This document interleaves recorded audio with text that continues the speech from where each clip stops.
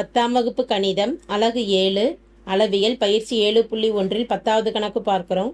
ஒரு மேஜை விளக்கின் வெளிப்புறத்திற்கு மேல் பகுதியுடன் மட்டும் வர்ணம் பூசப்படுகிறது.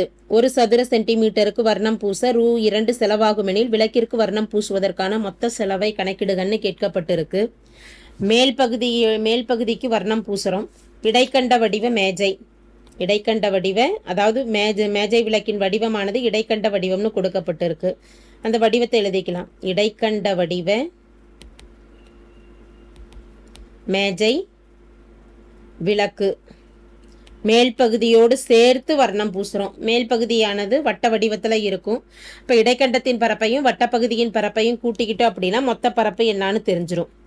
இதில் இந்த இடைக்கண்ட வடிவ மேஜை விளக்கின் ஆரம், அதாவது விட்புற ஆரம், அதாவது 2 ஆரங்கள் இருக்கும். ஸ்மால் ஆறு, கேபிட்டல் ஆறு. மேல் பகுதியின் ஆரமானது 6 சென்டிமீட்டரும் அடிப்பகுதியின் ஆரமானது 12 சென்டிமீட்டர். அதாவது கேபிட்டல் ஆரின் மதிப்பு ஸ்மால் ஆரின் மதிப்பு கொடுக்கப்பட்டிருக்கு.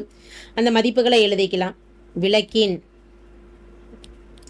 ஆரம் ஸ்மால் ஆர் என்பது 6 சென்டிமீட்டர் என கொடுக்கப்பட்டுள்ளது. அதே போல கேபிட்டல் ஆர் என்பது கீழ்ப்பகுதி அடிப்பகுதி 12 சென்டிமீட்டர் என கொடுக்கப்பட்டுள்ளது. உயரம் ஹெச்சின் மதிப்பானது, விளக்கின் உயரமானது 8 சென்டிமீட்டர் என படத்தில் கொடுத்துருக்குறாங்க. அதை எழுதிக்கிறோம். இடைக்கண்டத்தின் சாயுயரம் தெரிஞ்சாதான் நம்ம பரப்பு என்னான்னு கணக்கிட முடியும். ஏன்னா பரப்புக்கு உண்டான சூத்திரம் என்னன்னா π × r+r × L. இப்போ இடைக்கண்டத்தின் சாயுயரம் கணக்கிடலாம். இடைக்கண்டத்தின் சாயுயரம், இடைக்கண்டத்தின் சாயுயரம் Lக்கான நிபந்தனை √, capital R minus small r whole square plus h square. capital R minus small r whole square plus h square. capital R இன் மதிப்பு 12 minus small r என்பது 6 plus h என்பது 8 square. 12 minus 6 எனும் பொழுது மதிப்பு 6 square plus 8 square. இதை சுருக்கலாம். 6 square 36 plus 8 பெருக்கல் 8 64. ரெண்டையும் கூட்டிக்கிட்டோம்னா மதிப்பானது 36 plus 64 √100. √100க்கு வர்க்கமூலம் எடுத்துக்கிட்டோம் அப்படின்னா மதிப்பானது 10.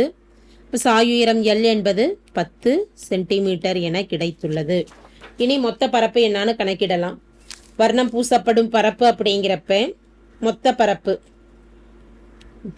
விளக்கின் மொத்த பரப்பு எதெல்லாம் சேரும்? இடைக்கண்டத்தின் வளைபரப்பு, இதனோட வட்டத்தின் பரப்பையும் கூட்டிக்கிறோம். அதாவது மேல் பகுதியின் பரப்பு பிளஸ் வட்டத்தின் பரப்பு.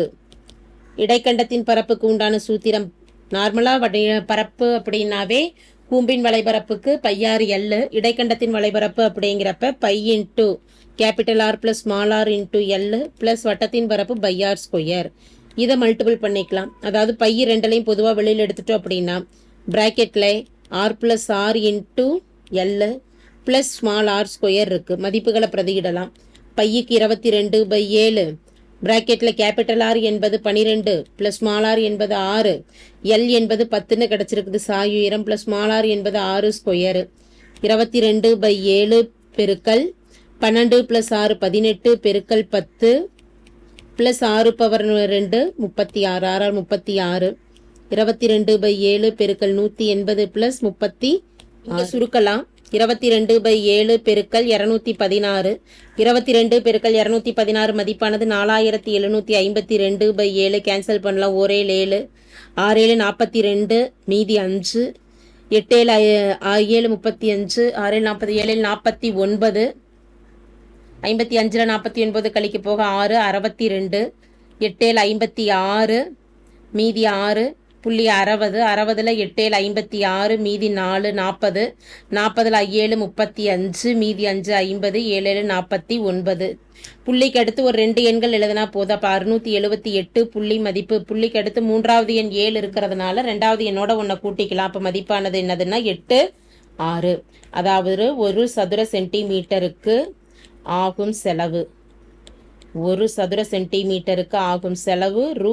2. therefore 678.86 சதுர சென்டிமீட்டருக்கு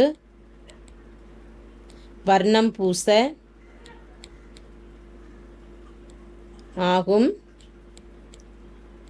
செலவு எனும் பொழுது மொத்த பரப்பை 2 ரூபாயால் பெருக்கிக்கலாம். 678.86 பெருக்கல் 2 கிடைக்கக்கூடிய மதிப்பானது ரூ 1357.72 ஆகும். மொத்த வடிவத்துக்கு வர்ணம் பூச ஆகக்கூடிய செலவானது 1357 ரூபாய் 72 பைசா. தேங்க்யூ.